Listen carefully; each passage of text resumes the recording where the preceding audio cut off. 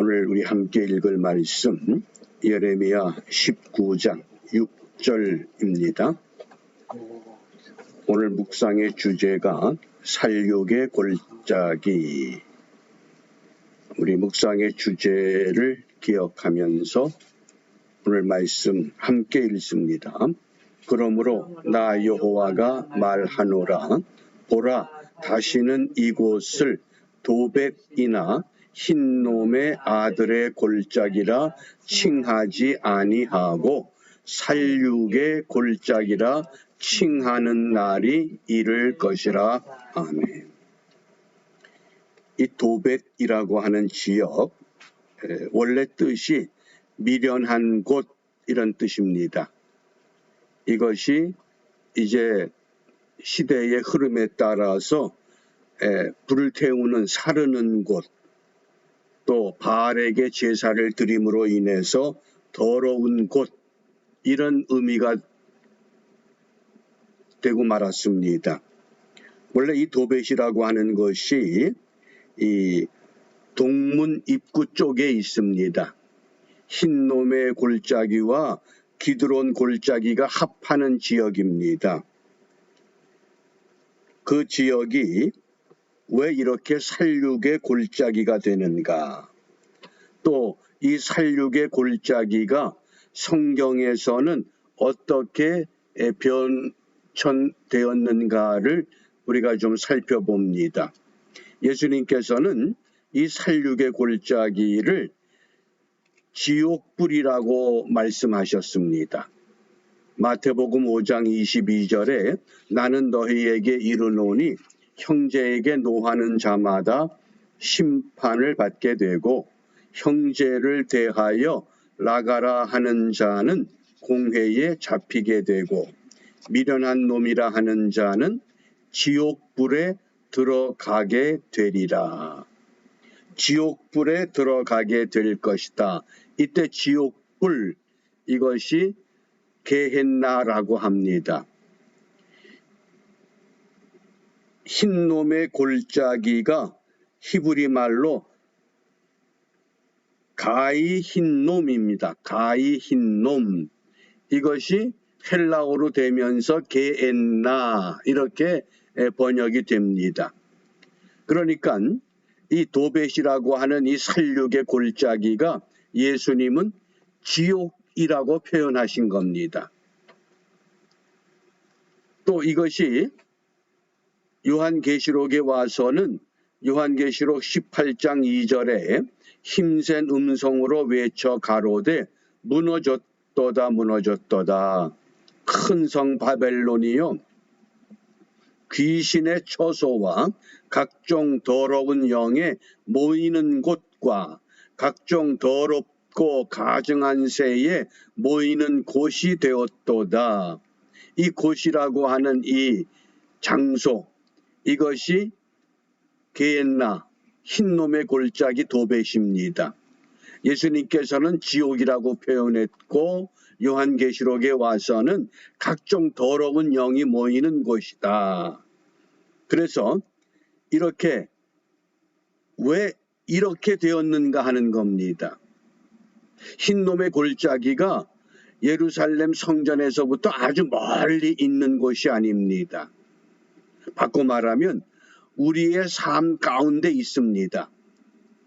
우리가 하나님을 떠나게 되면 그 떠난 자리가 곧 흰놈의 골짜기요 도벳이요 살육의 골짜기가 될 수 있다고 하는 것, 이것을 기억해야 됩니다.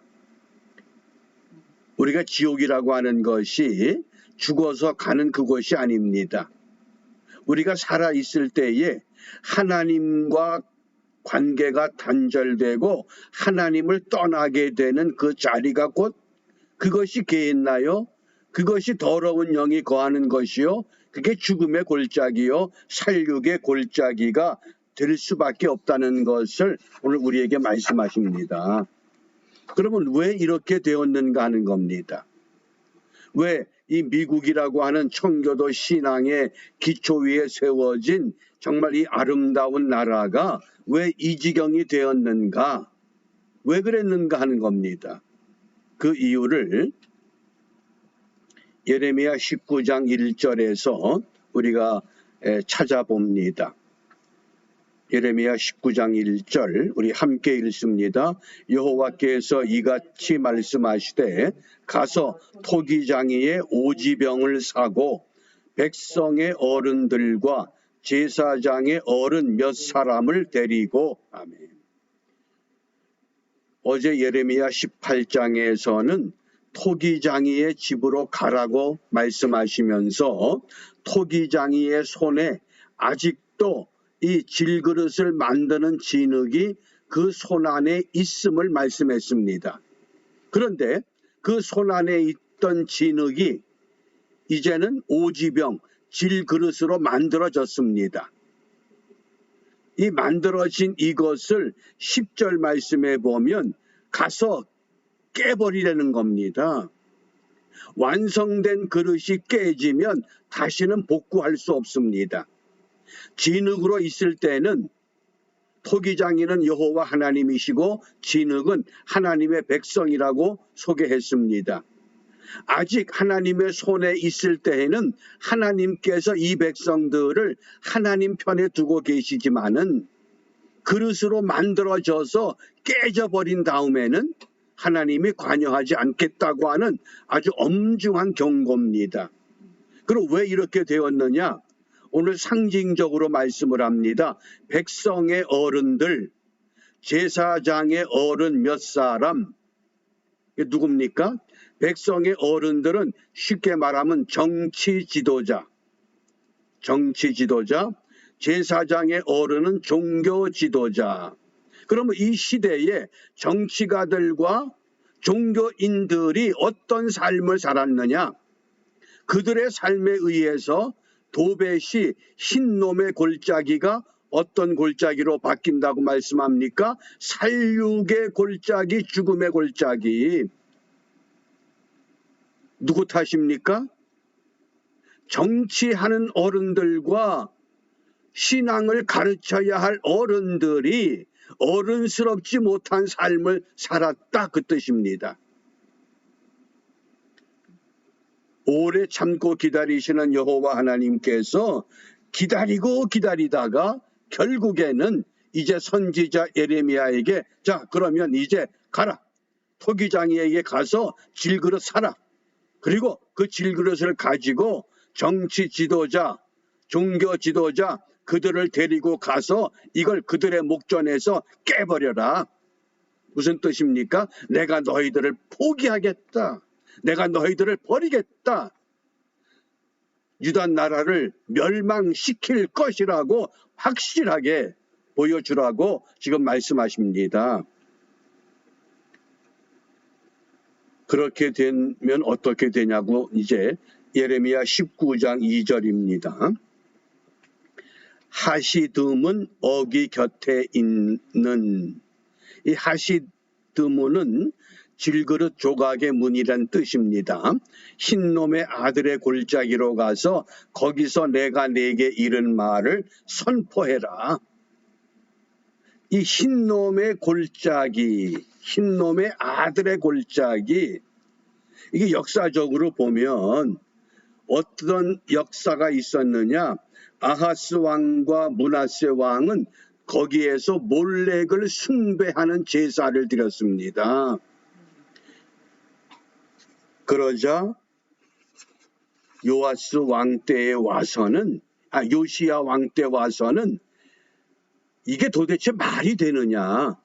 예루살렘 성전 가까운 곳에서 이런 더럽고 추악한 일을 하느냐? 그러곤 거기를 쓰레기통으로 만들어버린 겁니다. 다시는 몰렉에게 제사를 드리지 못하도록 어떤 지도자는 바르게 세워가고 어떤 지도자는 바른 길을 포기하는 이런 일들이 지금 반복되고 있습니다. 그러니까 하나님 보시기에 아하스와 므낫세는 악한 왕이었지만은 요시야는 선한 왕입니다. 오늘도 마찬가지입니다. 백성의 어른들, 제사장의 어른들, 정치 지도자들과 종교 지도자들이 어떤 길을 선택하고 어떤 삶을 살아가느냐에 따라서 우리의 현실은 죽음의 골짜기가 될 수도 있고 생명의 골짜기로 바뀔 수도 있다고 하는 것을 말씀하십니다. 그러면 이 당시에 유다 사회가 어떤 잘못을 범했느냐? 예레미야 19장 4절과 5절에 보면 그들이 잘못한 것을 6가지로 말씀을 합니다. 여호와를 버린 죄, 우상을 숭배한 죄, 다른 신들을 섬긴 죄, 죄 없는 사람의 피를 흘린 죄, 바알의 단을 쌓은 죄, 아들을 몰렉이라고 하는 우상에게 바쳐서 불에 태워 죽인 죄, 온갖 더럽고 추악한 일들을 흰놈의 골짜기 도벳이라고 하는 곳에서 그들이 모여서 하나님이 원치 않는 일을 자연스럽게 태연하게 일상적인 삶처럼 살았다고 하는 겁니다.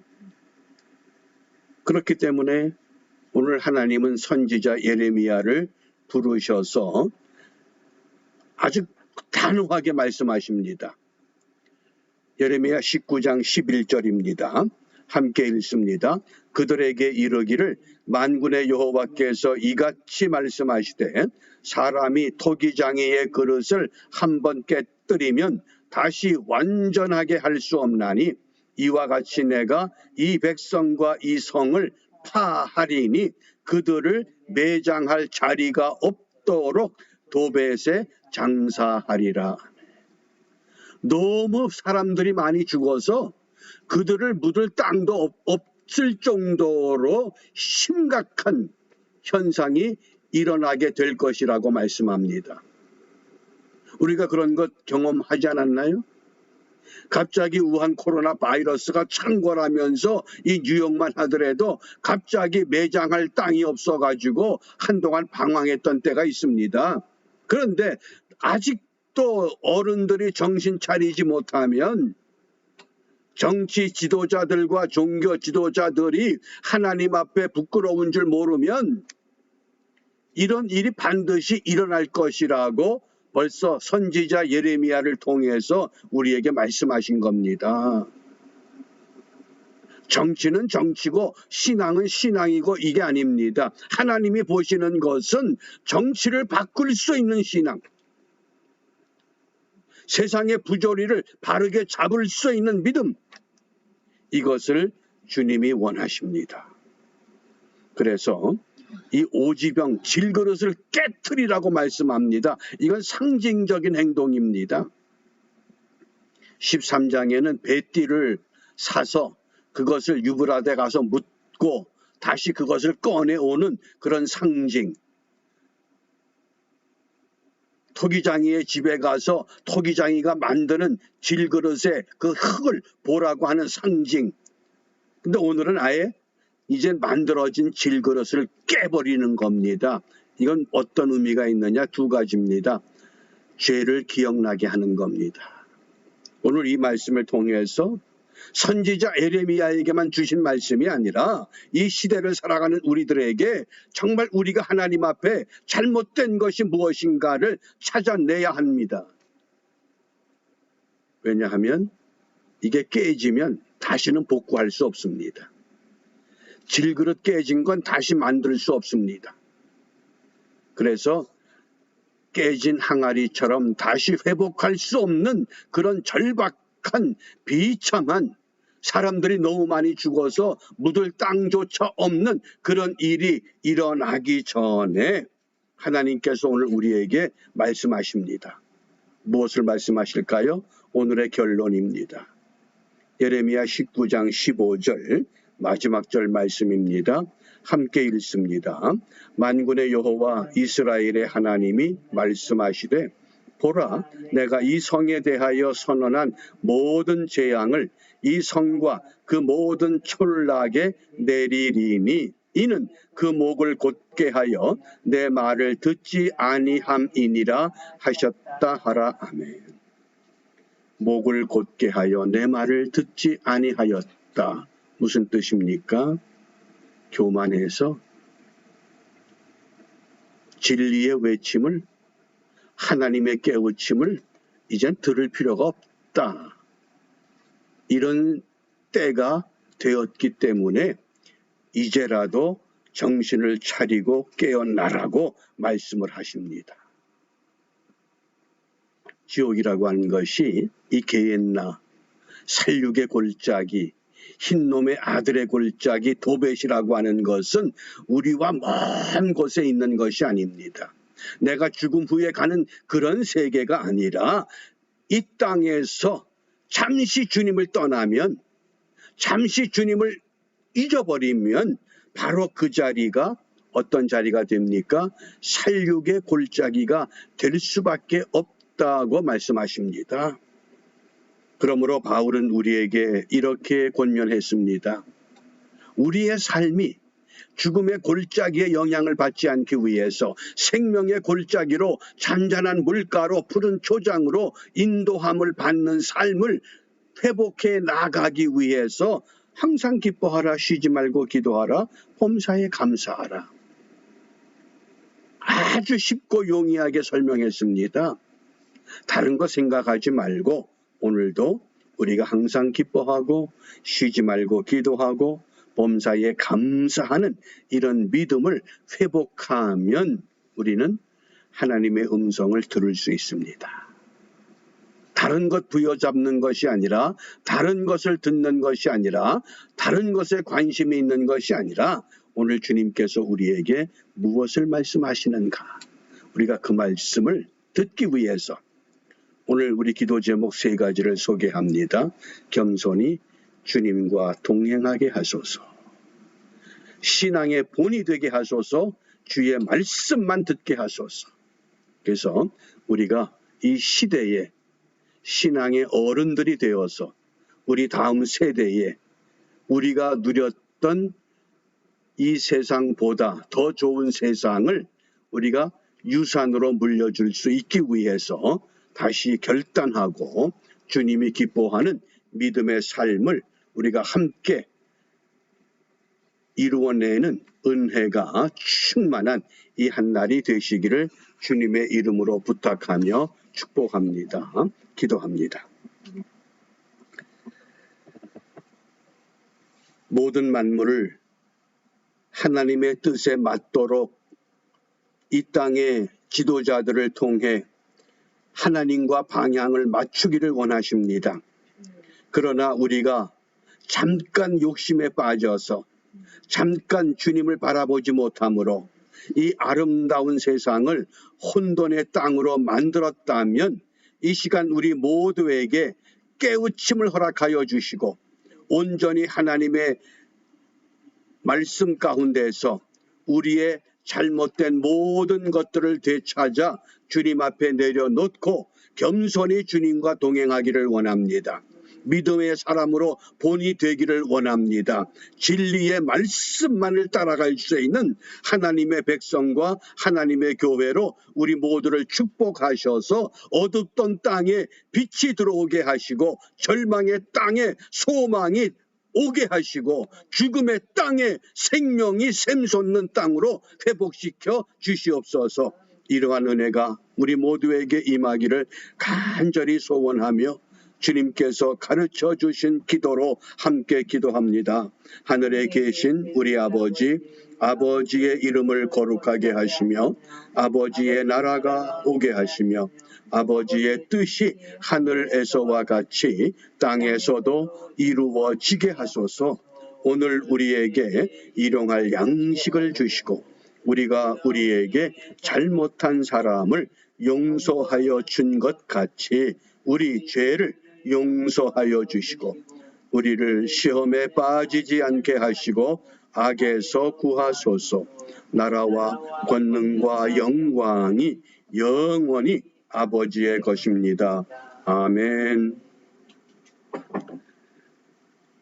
모두 승리의 삶을 결단하고 은혜로 행복하시길 바랍니다. 마치겠습니다.